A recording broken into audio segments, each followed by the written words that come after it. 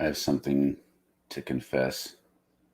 Oh, I think I was just listening to the opening music and I realized that I've been kind of taking it for granted for a while and haven't sat and listened to it. And so now I'm like, oh, that's right. So sometimes you have to just, it's like reading the Bible, like reading the Lord's Prayer. It's just easy to get like, yeah, it's not forget about special, it. Zone out. but Yeah. it's a powerful thing. Like I teach from it all the time. Mm-hmm. It's a very revolutionary Yeah. prayer. That's like that opening music. It's great. And I Yeah. feel sad that I lost my way for a moment there. But now you're back. I'm That's back. like meditation. We lose our way and then we come back. Yes. Good morning, David. Yeah, Good morning, David, Kathleen, and others. Yeah. Maybe I realized last time we didn't introduce ourselves. So Really? there were people lost in ignorance. Okay. Kids morning. Kids morning. I don't know. But anyways, I'm Ash Van Steenwyck. I direct the Center for Prophetic Imagination. And I'm Daniel Wolpert. I direct MICA, the Minnesota Institute of Contemplation and Healing. And we got a good number today, 2:30. It's a pretty solid number. No, that's the time when you go to the dentist. Yeah. 2:30. That's a Sesame Street joke. Oh, really? Was that from Sesame Street? I think that's where I first heard it. Okay. Nice. Which is not party time. But no, this is party time. Too bad that isn't a disco ball. It almost looks like it could be. Ooh, it could be for sure. I have silver nail polish on today. I could just paint the whole thing with this silver. Nice. It's hard to like get the sparkles from it, but yeah, it looks pretty sparkly. There you go. Yeah. So I'm got a party on my hands. With the beat. Yeah. So like fun, party is a highly underrated theological category. Which is fascinating. So the description for today, I tell a story. Like, I wanted to quote Emma Goldman, if I can't dance, then I don't want to be part of your revolution, which she never said. Mm-hmm. It's a paraphrase of a longer story about how she was known for dancing exuberantly. I think she said gaily, which is great. Be gay, do crimes, the Emma Goldman way. And so she's having too much fun, and a cousin of a friend comes to her all dour, like, your exuberance is killing the cause. And she's like, basically says, look, if I can't enjoy the hell out of myself, what's the frickin' point? Yeah, I'm gonna embrace my ideals now. That's the anarchist way. And it's very similar to this other story. Like, the thing is, the fact that Christians are so shit at parties, I mean, it's a stereotype, but there's a reason for it. Yeah, there's a reason. It's bad because Jesus was party guy. Yeah, he was. His first big miracle was getting people drunk ass off of like high quality wine at the end of Yeah. I mean, that's the thing. Like, people got drunk off that. The good wine you save for last. That's like the good stuff. And in fact, people are so negative about this that that I've heard people say, "Oh no, that wine was not alcoholic. That was a particular biblical interpretation. Wine was not alcoholic. It was Welch's."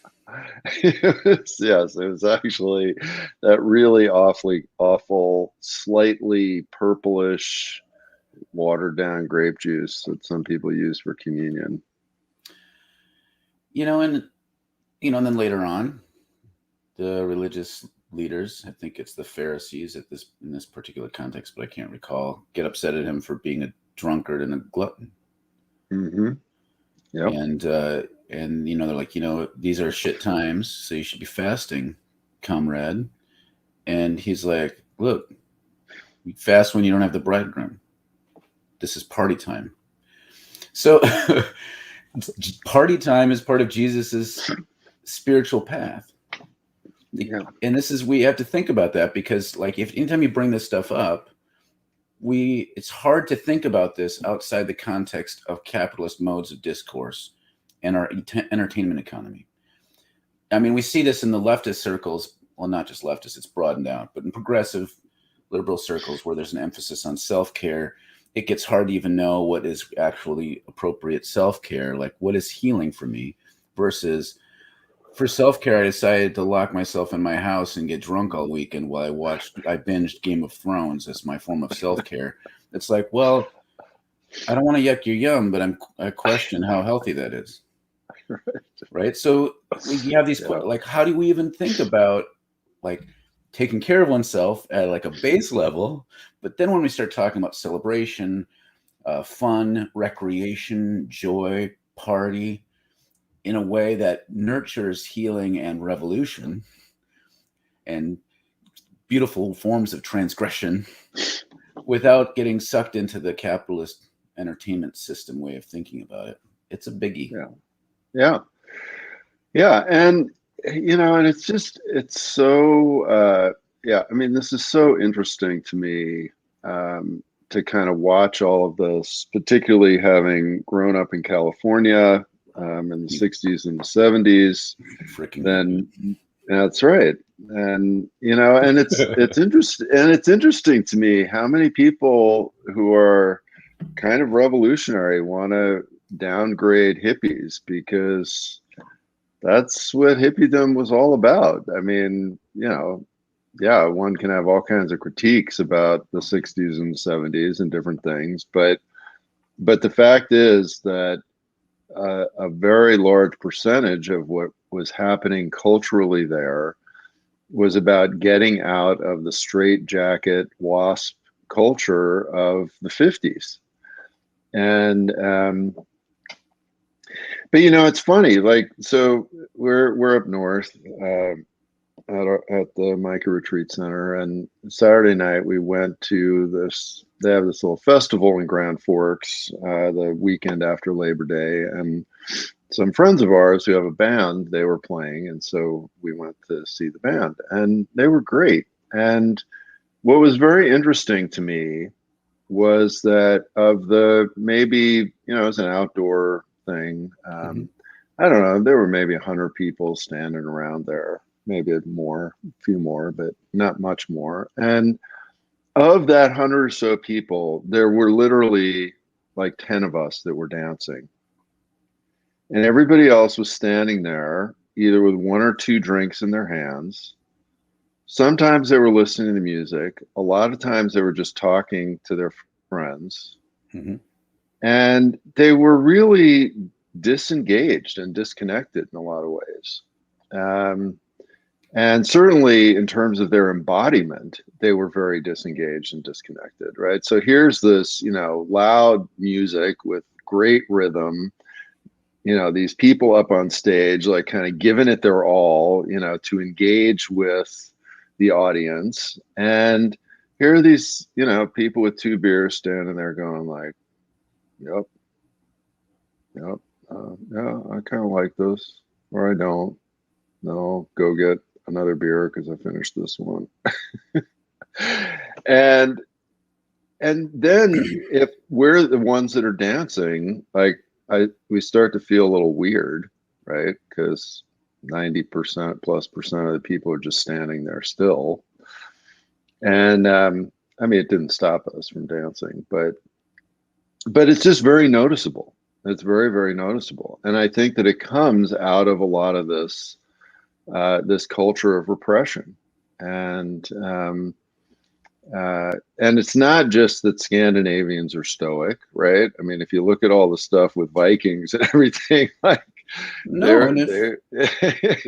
there's a reason Reykjavik is one of the party capitals of Europe. Well, and one of the places where all kinds of great new music has been coming out of, right, over the last 2 decades. Well, Sweden is the musical production powerhouse of Western music. Yeah. Since, ABBA and Ace of Base, and then like everyone from NSYNC, and everyone gets their stuff. It's kind of like how in the 80s you had Minneapolis be a big deal for a while. Yeah. So, and again, some of that is like, it's in there. But yeah, there is a kind of a overarching whiteness system. And in Upper Midwest, I think you see a lot of it, and it's easy to, it's easy to dump on it, but it's not like there's something uniquely bad about the upper Midwest. There's part of it is this sort of agrarian base of our culture and certain sorts of habits that kind of get baked in. But like, then I think it's fascinating. So I grew up charismatic. Well, in my late teens, I accepted Jesus into my heart, and I went to a charismatic rural church with all farmers, very stoic, but it was charismatic. So sometimes we'd have Sunday night special worship, and all the chairs would be moved out because everyone would be like 2 hours worth of sweaty dancing, right?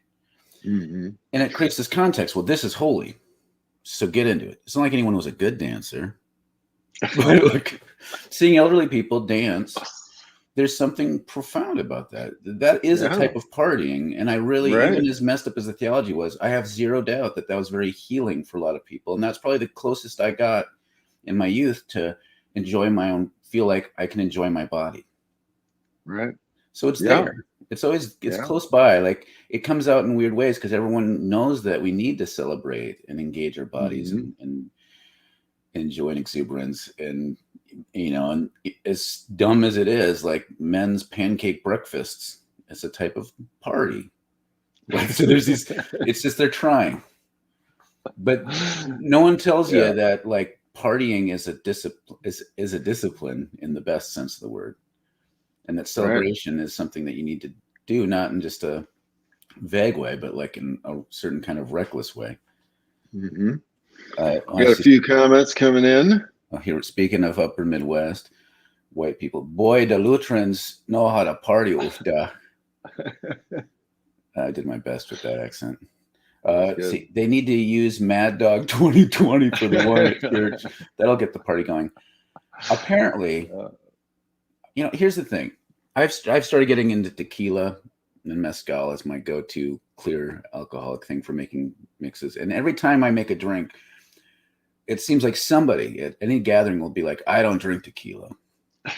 I'm like, somebody? Wow. Who might that latest somebody be? Did you say this recently? Okay, because it happens. It's a thing. So it is. Everyone, it seems like everyone. There's like in every gathering, there's someone who's like, I drank too much of it in college, and now I can't even touch this stuff. Right. Which is hilarious to me, but it's so. I think instead of Mad Dog 2020, straight up tequila might be a good way to let the party get out of control. David writes, I was taught not to dance because, it leads to sex. Yeah, there's also the opposite of that, which is you don't have sex because it leads to dancing.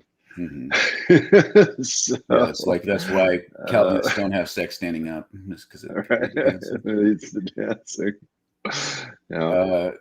Revis Spirits Agave. Is that a commercial plug? What's the name of that? Is that the stuff that you gave me? CK, I can't remember if that's what it was called, but it was tasty. Okay. That mezcal, or maybe it was just a smoky tequila. The line is blurry in my mind. Did someone say karaoke barbecue party at M. Ash Van Steenwyck? Oh, fuck yeah. That's the thing. Like, I get a lot of crap for not a lot anymore. It's become, now people know that karaoke is part of my identity. But I remember when I'd go traveling and doing speaking or do conferences, anytime I'm part of an event, I'll try to have a karaoke after party. And people would get weird about it. Not just because it's embarrassing to sing, but even the idea of it seemed dumb. Like people tend to think karaoke is dumb because it's at a bar and it's not serious. So the idea of juxtaposing the serious work of a conference or me talking about oppression with people being vulnerable and awkward at a bar was hard for people. But to me, it's like, it's the best thing in the world is like, I had a conference and we had a couple of the speakers who'd never done karaoke singing, like elderly Bible scholars singing karaoke for their first time is amazing. It's like, it does something. It's very powerful. And I try to tell people karaoke is one of my spiritual practices and they think I'm joking. But well, and we would do this when I was part of the youth ministry and spirituality project many years ago now. And we would have conferences at the seminary at SFTS, and we bring these people. There were 11 churches that were part of the project, and we bring these people from different parts of the country, and then there was a bar across the street from the seminary that would have karaoke and just kind of generally being at a bar, and we would bring people there to do that. And this one woman that was on staff of the conference was a great singer, and so she really liked that and everything. But it never failed that we would get in trouble because something would be going on there in the bar, and some good Christian would see something outrageous happening and would get mad, and would get mad at the director, and we'd get a letter from the senior pastor later. And and it does really speak to me of this incredible disconnection that particularly white Christianity, Western Christianity has engaged. And what I thought was very interesting about that, the full Emma quote that you've got there, was how she juxtaposed partying with being a nun, right? And she says, well, I'm not going to be a nun. I know nuns who can party pretty good. Well, first of all, right, there are a lot of nuns that party pretty good. It's the brothers that have a problem usually. Yeah, but I think it speaks to the fact that Christianity, as we've experienced it in the West, is very disconnected from embodiment, and is very disconnected from kind of wild abandon, right? Which we have plenty of in the Bible. I mean, we gave a couple of examples. There's the famous example of, David jumping and dancing before the Lord, and basically his underwear, in his, either in his underwear or with no underwear on, and as Christianity has migrated into the modern era, it kind of has become the hallmark of not doing any of those things, and it's very problematic. Some more comments coming in. Yeah.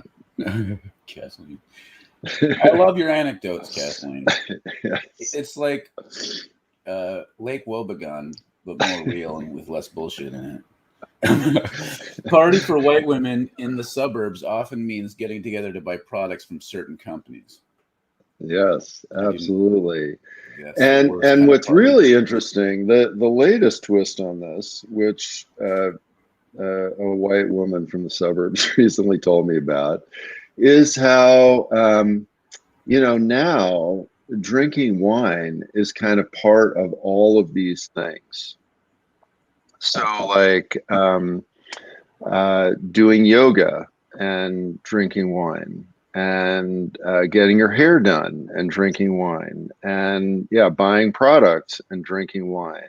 And again, it just speaks to me of this incredible repression that is very unhealthy and is now trying to get out. Well, I think bringing the repression into it, just to kind of like offer a balance. There's a reason why there's something particularly toxic about repressed white masculine culture.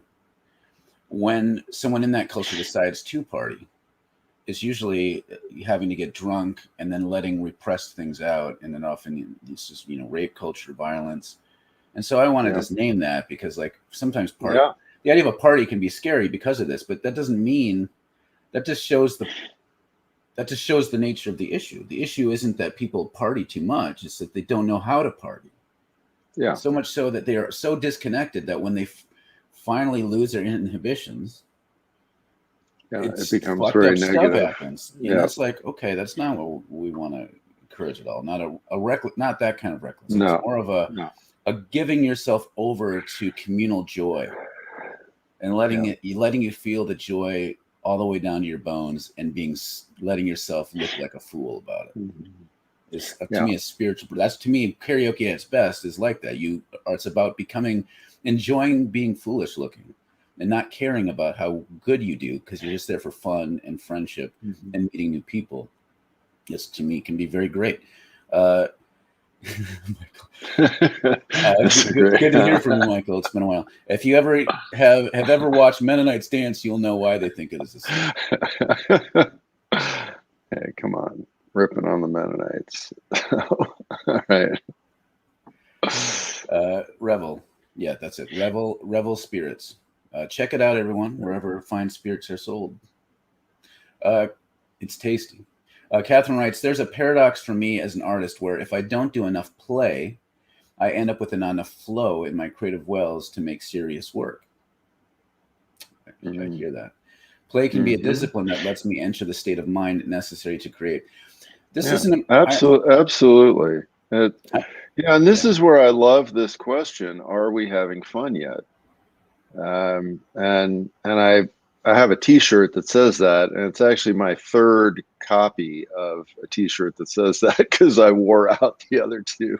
It's like your Steve Jobs uniform almost. You had the black turtlenecks. You have the "Are we having fun yet?" shirt. Yeah, exactly. And yeah, I mean, fun and play, right? And look what all kinds of folks are talking about this in terms of kids, that as kids' lives are totally programmed and totally overscheduled, and they never have any time to spontaneously play, like to just figure out how to play. It's very problematic for their development. And yeah, I mean, our artistic, any kind of creativity, but also spiritual creativity, there's got to be time for play and fun. Mm-hmm. Well, and I like how, Catherine, you connected creativity with play, especially the serious work, like creative work. Even when it's serious, it taps into a part of an intuition that I don't think we can really develop if we lose the sense of play. And so this is where it gets fascinating. If we think about liturgy as the work of the people, and it's a transformance, it's a performative thing that changes things. I mean, that's the whole point of sacraments and liturgy. And the fact that we don't do them usually in playful ways is problematic, because then they become re-entrenching. They become ceremonial re-entrenching of habits as a way of conforming, rather than trying to be imaginative and create a new world. And so I love that, like, if you don't have play, it's hard to do creative artistic work. And that's true for the creative work of liturgy, of sermon, of activistic direct actions. All that to me is creative work that requires the muscles of play being built up. Hey, Randy Woodley writes, I love karaoke. In our traditional indigenous cultures, humor and joking around is a sacred value as a way to balance ourselves when we get too serious. Yes. Yeah, humor is sometimes even built into the ceremonies. I love that. Yeah, absolutely. Yeah, and and if you look at things like trickster characters, and a lot of those stories, many of them are very humorous, very kind of kidding around, very almost kind of goofy. And again, there are a lot of these stories in the Bible, but they seem to get glossed over or reformulated in these hyper serious kinds of ways that really, I think, miss a lot of the points. Yeah, and part of it is because since my culture doesn't have play assumed. So when I read scriptures, I think it has to become explicit. Like, because it never says Jesus laughed, that means he was a serious guy. But if you're reading it in a culture, like, they would have just assumed it was there. They would have been able to read the cues. So this is an example of biblical scholarship where it falls, and a certain kind of way of thinking about it is problematic. Because it's not explicit, we assume it's not there. And so then we miss so many shades of nuance and sarcasm and humor and delight. Ceres writes, many prophets are wild, that many Western Christians would freak out. Yeah. Oh, absolutely. Yeah. Absolutely. Oh. And I think, and particularly, I always think about Jeremiah with this, right? Or And I mean, jumping into a pit of mud and, wrapping an iron bar around your neck is kind of hilarious, right? But if we don't see it that way, um, we think that this is, some like, I don't even know how you make that into some kind of serious repressed behavior, but or Ezekiel is like digging through the mud and the walls and kind of doing all these goofy, funny things. I mean, these are all very funny stories, but they're not read that way in the Western church. No. CK writes, "There's something about praise that has certain sanctimony to it in Western Christianity."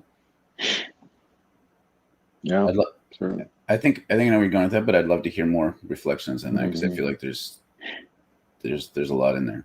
Ellen writes, "How dare you let my good Christian eyes and ears witness strangers dancing, kissing, or even swearing, oh gosh, at the bar." Exactly. Exactly. Yeah. Ellen writes, "The Baal Shem Tov taught people to frolic. Hundreds of years later, the group he founded, arguably the most Orthodox Jewish sect, still has very joyful parties." Mm-hmm. Yeah, this idea that joy and celebrate, like that we equate it with libertinism and liberalism, which I'm not really against that, but like somehow conservative equals like meh. I mean, that's kind of a weird modern thing too. It's like that's not how it's always been. Sarah's writes, "Curiosity and presence are foundations for play and fun." Yes. Yeah.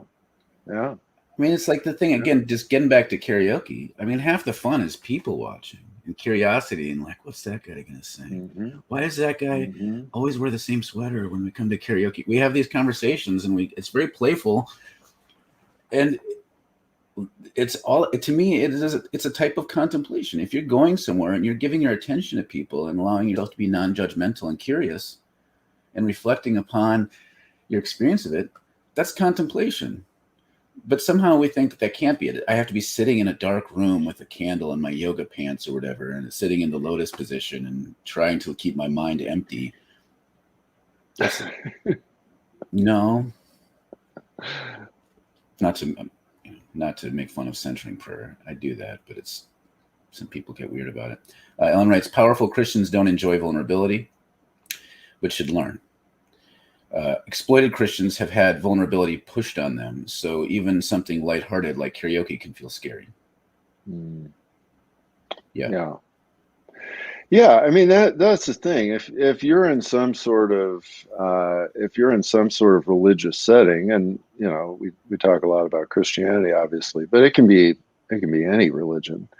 Where you're told, your thoughts are bad, your feelings are bad, your desires are bad, your every emotion is bad. You're selfish. If you open your mind, Satan's going to come in and get you. Obviously, partying of any kind is going to feel terrifying. You're going to essentially have been told this is an evil thing. And so repression becomes the norm of, I'm trying to be good. I'm trying to keep these bad thoughts out of my head. I'm trying to, do what scripture tells me to do. And it's absolutely soul crushing. Yeah, absolutely soul crushing. Examples of humor, tricksters in the Bible. I mean, Jesus. Mm-hmm. I mean, think about it. I gave a couple of examples, but go ahead. Yeah, I mean, it's again because we lose some of the nuance, but like even just if you notice your brother, I think is the language, has a speck in their eye, but you have a log in your eye. Like that might just seem like, well, that's not a joke. I mean, there's a humor to it. Yeah. Subverting expectations, the loaves and fishes. A lot of these miracles are subversive, but there's sometimes humor in them. Mm-hmm. And then in the way he scolds them, like the Jesus in the Sea of Galilee in the boat taking a nap. Now, if that were told, and like Somali culture, I think they have a character named Agal Shaddad who always does these kind of it's just the classic trickster figure. And you can just imagine him sleeping in a boat and then waking up and everyone's freaking out and he's like undisturbed. Like that's tricksters do that sort of thing. And so then Jesus stands up and like kind of makes fun of them. We always read it as in a stern way because that's how it's been presented to us. And then he calms the storm. Yeah. And like they're like, yeah, I mean, that's a big deal. Like there's humor in that, and it goes over our head. Yeah, I mean, the Jonah story is hilarious. The entire book is hilarious, but particularly at the end, when he gets all grumpy and sits under the vine, from the sun, and then the vine grows, and then the vine withers and dies, and he's just sitting there being a grump pot. Yeah. I mean, it's very, very funny. And again, a lot of that is classic trickster images, right? Often tricksters will do kind of the dumb things to themselves that they want other people to not do, right? It's often a negative example. And that's a perfect one. And it's very funny. But yeah, run away. It's a comedy of errors. He gets swallowed by a fish. He gets vomited where he's trying to run away from. Right. He's like, oh shit, and then he just kind of begrudgingly does it and thinking nothing will happen. Then like what God wants to happen happens, and he's like, oh shit. Like it's just a funny story, but at the end, all right. Well, we're past time, so we need to blaze through some comments. Catherine writes, I also find that some of the most connection and friendship feeding gatherings in my life are slow and seemingly silly and inefficient. Yeah, bonfire conversations. That's where it's at. Watching and discussing random movies, karaoke, etc. Deep relationships come out of those. Yeah, there's a slowness to partying. Mm-hmm. Yeah, I mentioned this last week too, in terms of a lot of either oppressed or poor working class cultures where you can't afford to go to entertainment. So how to sit around a fire, how to make music, how to dance. Your culture, your people know how to do all of these things. And the other thing is, this to me is a lot about the imminent kingdom of God. We often think, oh my gosh, it's like, that Emma Goldman thing is so great, right? Because it's like, if I'm going to wait forever for civilization to be transformed, I'm going to spend my life being pretty grumpy. Like, it's okay to manifest that in a great gathering with people, and sometimes that's as good as it gets. As much as we're called angry and ineffective, we can have fun. Like there's nothing to be being angry all the time and being glum to the point of burnout and it's not really helping anybody at a certain point. You have to know when to be serious and when not to. CK writes, the Sven and Oli jokes by the priest with the lisp was as good as it got at Immaculate Heart of Mary Catholic Church when I was a kid. I haven't heard a good Oli and Lena or Sven and Oli joke for a long time. Catherine writes, play for me as an artist involves letting go of judgment and learn expectation in order to really listen, look, appreciate. This can be deeply subversive. Yes, I struggle with this all the time with my writing, and I'm realizing like that the sweet spot is to just not care. Like I've learned the craft enough, I should just let it just rip. And that that's a discipline to be able to just trust yourself to let it rip instead of like having all these pressures and conformities. So like, of course, if that's what you're doing when you're playing and creating and you learn how to do that, and then you apply that to how we engage society, that's totally deeply subversive. That's the heart of subversion. No. CK writes, there's nothing funnier than when Peter lops off an ear and Jesus has to put it back on.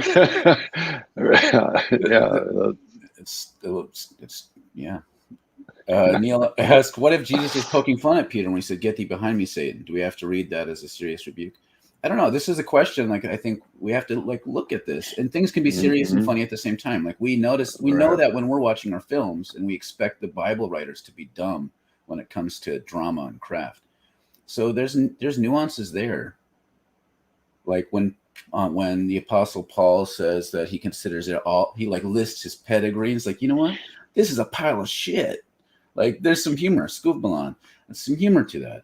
Or when he's like, when he talks about like these people going around and making sure the new converts to the way of Jesus have to be circumcised or it's not good. And he's like, I wish they'd go all the way up and emasculate themselves. There's some humor to that. It's also serious. James writes, the healing of the Syrophoenician woman's daughter is super subversive and funny.